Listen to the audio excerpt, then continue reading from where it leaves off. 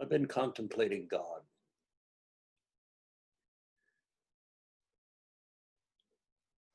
There are many forms that we give to God.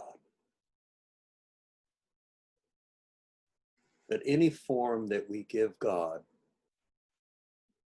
is an illusion.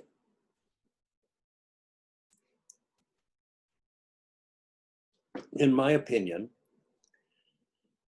there are three aspects to creation that God gives us. Everything comes forth from what we could call God or the divine. It is omniscient, omnipresent, omnipotent. And if you just think about that, if you just think about those qualities, it'll start evolving your view of God. When I was younger, I believed in Santa Claus, and then I grew out of it. When I was first starting on the path, I had a God that was outside of me, that if I did things really in a good way, that God would smile on me. And if I was a bad boy, it was like having a Santa Claus in the sky. You know, he's taking a list and checking it twice. And so I'm sitting watching God and praying for God to forgive me and all of that other stuff. And that's a good thing to do, I guess, but I don't want to make fun of that. But it's just where I was. But when I came into a oneness experience, this happened to me when I was about 15. When I realized I'd been in the spiritual path most of my life, I'd had spiritual experiences, but when I was 15, I had an amazing spiritual experience. I had one when I was 5 that I talk about a lot, but the one at 15 was a oneness experience. It was something that's almost incomprehensible to think about. And I couldn't really get a handle on it too much until, you know, I started studying Hinduism a little bit, and they talked about Brahma, Vishnu, and Shiva, which I talk about a lot. The name like Shiva, naturally, I'm gonna talk about that. But the idea behind this idea of God is that everything comes from nothing. No thing. Before there was things, there was nothing, a void. And there was a movement upon the waters of the void. I know this is very difficult to talk about, so we just have to we're talking about a fourth dimensional thing, and we're reducing it down to 2 dimensions, and it just loses it in the context. But let's just say, in the nothingness, there was a movement within itself. And in that movement within itself, it created light. It was the light. It was also the darkness. So the very first part of creation was duality. And from that duality, all of creation sprung forth. Before that, there was nothing. God, experiencing God, there's nothing else we can be.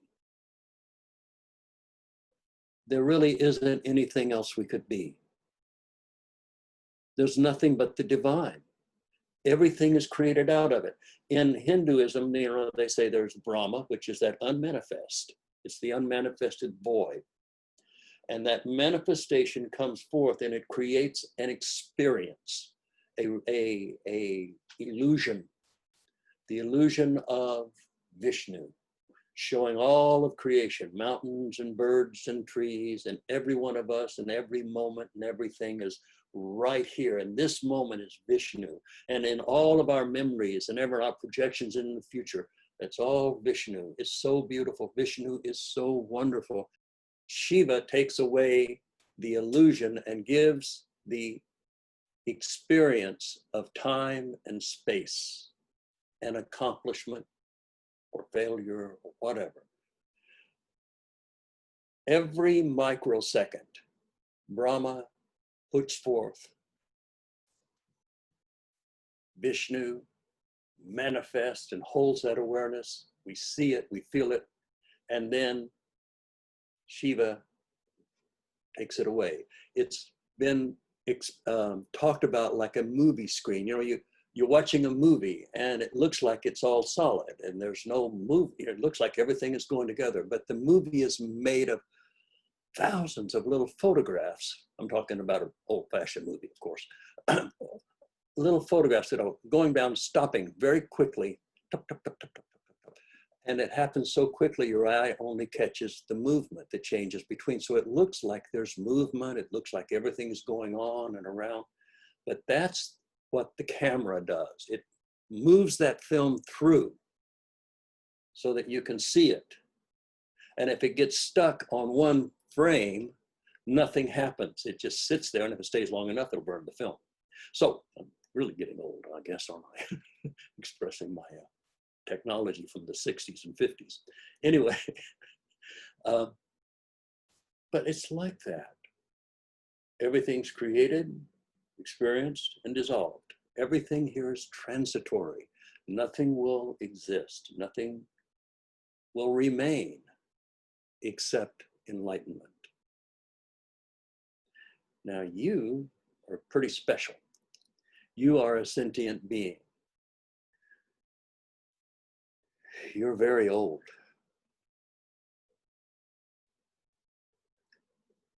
In Buddhism, one of my favorite sayings is the good news and the bad news. The good news is, you're going to live forever.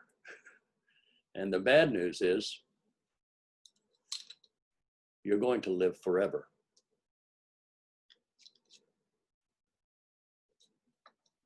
You can choose to live a lot of time in a hell world.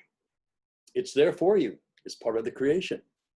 But all of us have a little different view. All of us are seeing life a little different angle. That's why we are individualized.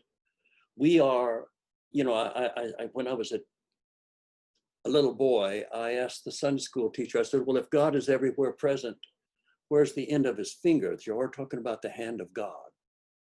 I says, where's the end of his fingers if he's everywhere present? Where's the end of his nose? And she couldn't answer me because she had God as a person, not as a spirit. Now, when you come into oneness and the realization that God is everything, that there's nothing but God. So how are we to go about living life under the idea of what oneness is, with God everywhere and everywhere? Everything that we look at is God. So here it is. Empathy. My mother taught me empathy when I was very young. She stressed it because she knew that empathy was key. I think she realized at some level that you can't have compassion unless you have empathy. Empathy is the ability to look through and experience as much as possible what the other person is doing and how they're approaching their life and what are their limitations. Everybody's limited. And she would say, would you want them to do to you what you just did to them? Would you want him to come up and take your toy and just walk away like that? How would that make you feel? You just did it to him. How would it make you feel if he did that to you? She was always doing that to me. And it created empathy. Why would you steal from them? You wouldn't want people cheating you. Why do you feel like it's a good idea to strike the good deal and cheat them? How are we talking about people? Do we want people talking about us that way? Do we want them sitting back and peeling back every little misstep, every little word that's misspoken, every little thing, every little gesture? Well, he touched his nose. Is that what you're going to talk about? Do you want people talking about you like that? Don't say anything unless that's something you would want said about you. And I'm talking about the intention and the feeling behind it. because God does not speak English. God speaks intention and will and attitude and what is the deep-seated thing underneath that you're pushing out. That's what creates the karma. The actions are just a result of that. But what's inside of you is, I'm sorry, the Kundalini's coming up a little bit. What's inside of you is God. What's inside of them is God.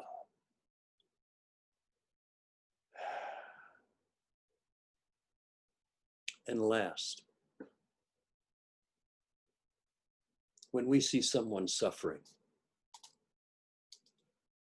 and we don't have anything we can do except put our intention toward their wellness, how do you want people to pray for you? I'll tell you, I've worked this out myself.